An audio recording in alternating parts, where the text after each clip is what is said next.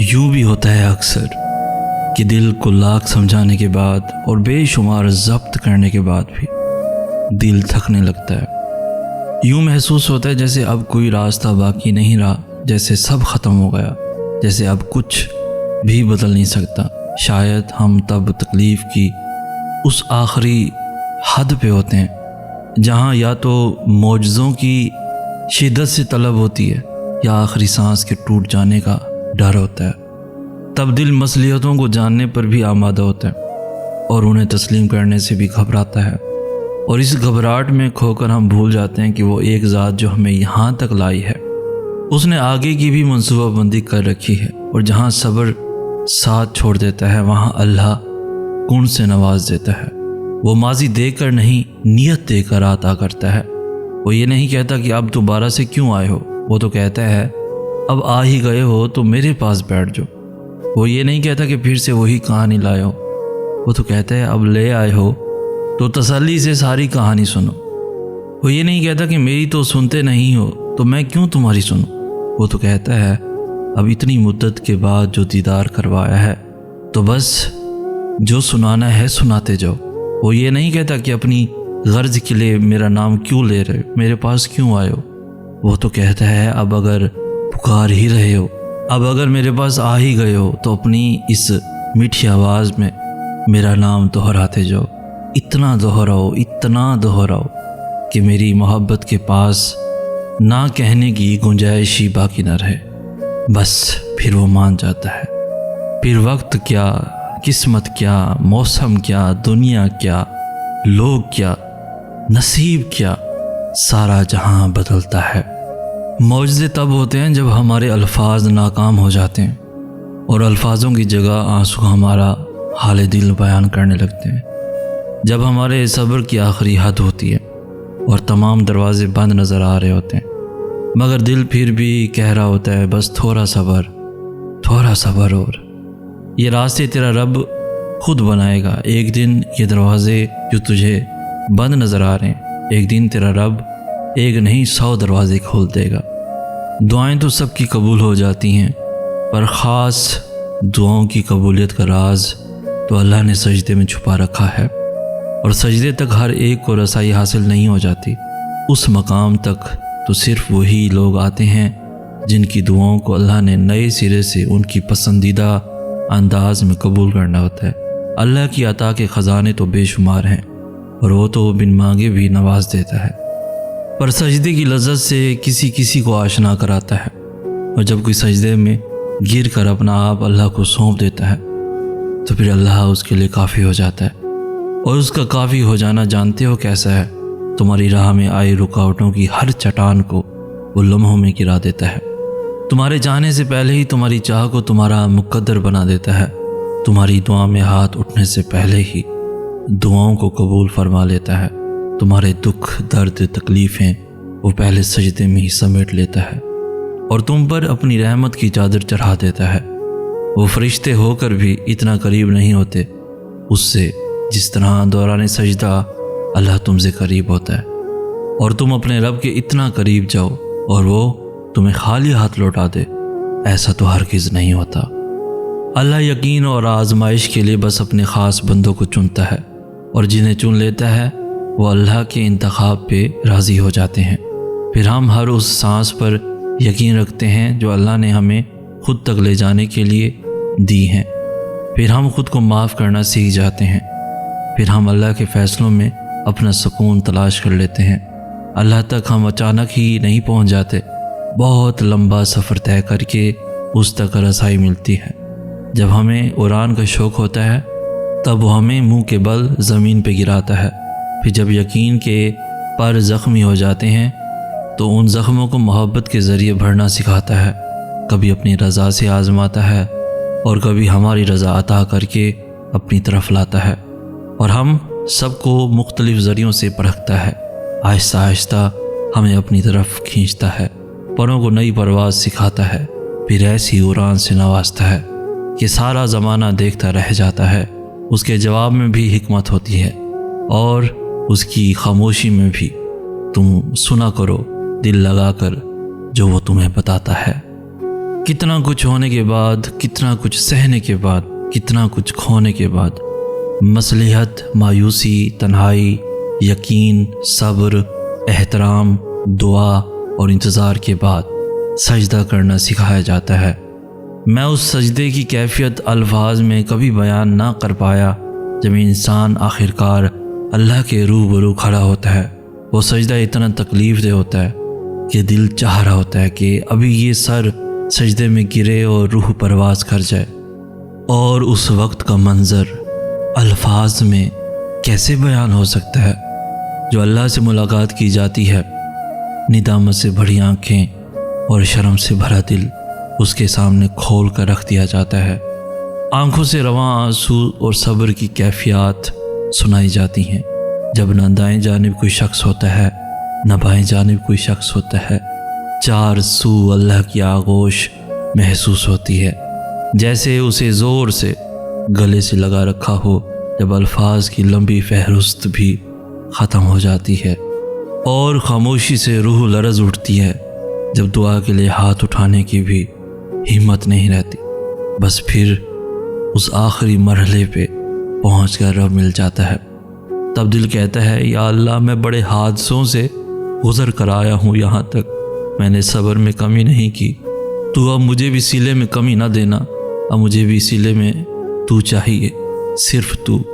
بس پھر وہ مل جاتا ہے اور سب مکمل ہو جاتا ہے۔ میں تمہیں ایک بات بتاؤں، دراصل ساری کہانی ہمارے یقین کی ہے۔ وہ رب کہہ چکا ہے کہ مجھ سے جیسا گمان رکھو گے میں ویسا ہی ملوں گا۔ اگر تم اپنی دعاؤں میں شک میں مبتلا رہو گے تو پھر شاید ہی تمہاری دعائیں قبول ہوں۔ تم یہ یقین کیوں نہیں کرتے کہ وہ تمہیں کوئی اذیت نہیں دے گا؟ وہ ہر ناممکن کو ممکن کر دے گا۔ جب تک تم یقین نہیں کرو گے، دعائیں قبول نہیں ہوں گی۔ اس کی محبت ہم سے یہ مطالبہ کرتی ہے کہ ہم اس پر اندھا یقین کریں، اس کی قدرت پر کوئی سوال نہ اٹھائیں۔ وہ سمندر کے درمیان راستہ بنانے والا رب تمہیں بھی طوفان سے بچا لے گا۔ وہ کشتی نوح کو پار لگانے والا رب تمہیں بھی ڈوبنے نہیں دے گا۔ وہ آگ کو ٹھنڈا کرنے والا رب تمہیں بھی آزمائش سے نکال دے گا۔ تم یقین تو کرو، تم سوال تو کرنا چھوڑو اس کے کن پر، اور پھر تم دیکھو گے وہ سب جو تم دیکھنا چاہتے ہو۔ اللہ تمہیں تمہاری دعاؤں سے آزماتا ہے، وہ تمہیں ہر اس چیز سے آزماتا ہے جو تمہاری دعاؤں کا حصہ ہوتی ہیں، کیونکہ دعاؤں میں وہ ہی رہتے ہیں جن سے تمہیں بے پناہ محبت ہوتی ہے۔ تم سوچ رہے ہوگے کہ جب دعائیں معجزوں کے لیے بنائی گئی ہیں تو پھر اللہ انہیں تمہارے لیے آزمائش کیوں بنا دیتا ہے؟ وہ ایسا اس لیے کرتا ہے کیونکہ دعائیں توکل کی دلیل ہوتی ہیں، اور اللہ کہتا ہے کہ تمہیں کیا لگتا ہے کہ تم کہو گے کہ میں ایمان لایا اور تمہیں آزمایا نہ جائے گا؟ جب تم یقین کا دعویٰ کرتے ہو تو سب سے پہلے اس یقین کی گواہی تمہارے دل سے لی جاتی ہے، اس لیے ہر اس شے کو تم سے دور کر دیا جاتا ہے جس کے بغیر تمہارا دل دھڑکنے کا تصور بھی نہیں کر سکتا۔ تمہاری سانسوں کی وجہ چھین کر اللہ دیکھتا ہے کہ کیا اتنا توکل ہے تمہیں اس پہ کہ تم اس پہ یقین رکھ کے سانسیں لیتے ہو، اور جب تم اس کی رضا کے لیے یہ بھی کر گزرتے ہو تو وہ بھی تمہاری رضا کے لیے کن کی ہر حد سے گزر جاتا ہے۔ اللہ ان دعاؤں کو کبھی نہیں بھولتا جو تم نے اس کی رضا کے لیے قربان کر دی۔ اللہ کے لیے جو کھو دیا جائے وہ کبھی بھی گم نہیں ہوتا، وہ پلٹ کر واپس ضرور آتا ہے، تمہاری ادھوری دعاؤں کی قبولیت بن کر، تمہارے درد کا اجر بن کر، اللہ سے کی گئی تمہاری وفاؤں کا صلہ بن کر۔ جب اللہ چاہے گا سب بدل جائے گا۔ جو اب تک نہیں ہو سکا ایسا نہیں ہے کہ اب وہ کبھی نہیں ہو پائے گا، اور جو اب تک مل نہیں سکا ایسا نہیں ہے کہ اب وہ کبھی مل نہیں سکے گا۔ جس منزل کا انتخاب عرش والے نے کر رکھا ہے اس تک پہنچنے سے تمہیں دنیا کا کوئی راستہ روک نہیں سکتا۔ ضروری نہیں ہے کہ جو مانگا جائے وہ اسی وقت مل جائے، اور یہ بھی ضروری نہیں ہے کہ جو نصیب میں نہیں لکھا وہ پھر کبھی نصیب کا حصہ نہ لکھا جائے۔ بس یہ ساری وقت کی ترتیب ہے، سب کچھ اللہ کی منصوبہ سازی ہے۔ تمہارے سوچے ہوئے وقت کے مطابق نہ صحیح، مگر جو بھی ہوگا تمہاری رضا کے مطابق ہی ہوگا۔ اگر سب کچھ فوراً ملنے لگے اور ہو بہو ویسا ہی ملنے لگے جیسا تم چاہتے ہو، تو تمہیں کیسے پتہ چلے گا کہ جو چیز اللہ سے مانگ کر اور اللہ کو منا کر ملے، اس چیز کا مزہ بن مانگے مل جانے جیسا نہیں ہوتا؟ اور اگر نیند آنکھوں میں اترنے لگے تو تم کیسے رات کے اندھیروں میں وہ سرگوشیاں سن سکو گے جو اللہ اور تمہارے درمیان ہوتی ہیں؟ تمہاری دعائیں سن لی گئی ہیں، مگر یہ وقت آزمائش ہے کہ انتظار کتنا کرتے ہو؟ تمہارا سکون بس یہ بات خود کو سمجھا لینے میں ہے، جو بھی ہوا اللہ کی رضا سے ہوا، اور جو بھی ہوگا اللہ کی رضا سے ہی ہوگا۔ تو اگر دل کو حقیقت پر منانا مشکل ہو گیا ہے تو اس کو منا لو جو حقیقت کو بدل سکتا ہے، اور اس کو منانے کی ایک ہی تدبیر ہے: دعا، صبر، یقین اور انتظار۔ ہر چیز کو کسی نہ کسی مقصد کے تحت تم سے وابستہ یا پھر دور کیا جاتا ہے، اور وہ مقصد تم کبھی نہیں جان سکتے۔ بس تمہیں اتنا یقین رکھنا ہے کہ وہ مقصد خدا ہے، اور جو وہ جانتا ہے وہ تم کبھی نہیں جان سکتے۔ بس مطمئن رہو کہ جس کے ہاتھ میں تمہارا نصیب ہے وہ معجزوں کا بادشاہ ہے، اور اس سے بہترین کوئی مصنف نہیں۔ وہ کہانی کا ہر رخ جب چاہے جہاں سے چاہے موڑ سکتا ہے، وہ نصیب کا ہر لفظ بدل سکتا ہے، اور زندگی کا ہر پہلو تمہاری چاہت کے مطابق بنا سکتا ہے۔ تم اس کی مان لو، وہ تمہاری مان جائے گا۔ ایک غلام تھا، ایک دن وہ کام پر نہ گیا تو اس کے مالک نے سوچا کہ مجھے اس کی تنخواہ میں کچھ اضافہ کر دینا چاہیے تاکہ وہ اور دلچسپی سے کام کرے اور آئندہ غائب نہ ہو۔ اگلے دن مالک نے اس کی تنخواہ سے زیادہ پیسے اسے دیے، جو اس نے خاموشی سے رکھ لی۔ لیکن کچھ دنوں بعد وہ دوبارہ غیر حاضر ہوا تو اس کے مالک نے غصے میں آ کر اس کی تنخواہ میں کیا گیا اضافہ ختم کر دیا اور اس کو پہلے والی تنخواہ ہی دے دی۔ غلام نے اب بھی خاموشی اختیار کی تو مالک نے کہا، جب میں نے اضافہ کیا تو تم خاموش رہے، اور اب جب کمی کی تو پھر بھی خاموش ہو، کیوں؟